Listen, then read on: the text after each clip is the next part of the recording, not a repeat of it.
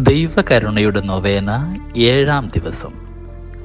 എൻ്റെ കരുണയെ മഹത്വപ്പെടുത്തുകയും വാഴ്ത്തുകയും ചെയ്യുന്നവരുടെ ആത്മാക്കളെ ഇന്ന് എൻ്റെ അടുക്കൽ കൊണ്ടുവരിക.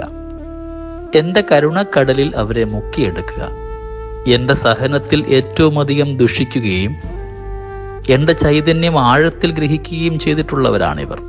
ദയാപൂർണമായ എൻ്റെ ഹൃദയത്തിൻ്റെ ജീവിക്കുന്ന പ്രതിരൂപങ്ങളാണിവർ.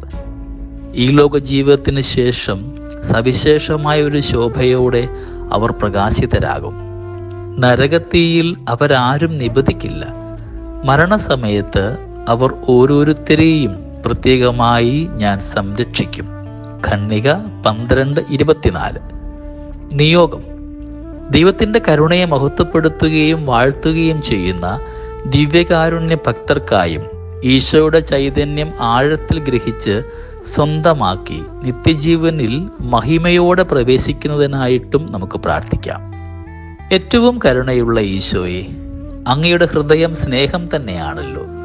അങ്ങയുടെ കരുണയുടെ ആഴത്തെ പുകഴ്ത്തുന്നവരുടെ ആത്മാക്കൾക്ക് അങ്ങയുടെ ഹൃദയത്തിൽ അഭയം നൽകണമേ. ദൈവത്തിൻ്റെ തന്നെ ശക്തി സ്വീകരിച്ച് ശ്രേഷ്ഠത നിറഞ്ഞവരാണ് ആത്മാക്കൾ. ദുഃഖങ്ങളുടെ നടുവിലും അങ്ങയുടെ കാരുണ്യത്തിൽ ആശ്രയിച്ച് അവർ മുന്നോട്ടു പോകുന്നു.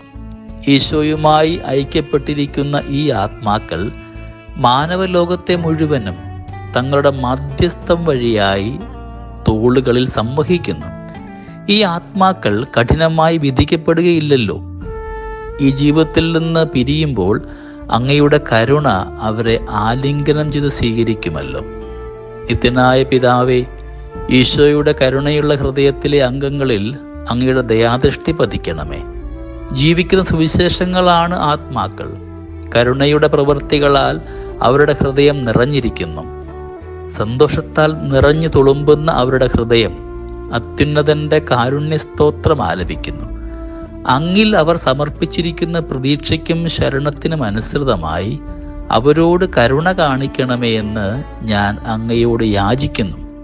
അങ്ങയുടെ അളവില്ലാത്ത കരുണയെ പുകഴ്ത്തുന്നവരെ ജീവിതകാലത്തും പ്രത്യേകിച്ച് മരണസമയത്തും സംരക്ഷിക്കുമെന്ന വാഗ്ദാനം അവരിൽ പൂർത്തിയാകട്ടെ, ഇപ്പോഴും എപ്പോഴും എന്നേക്കും.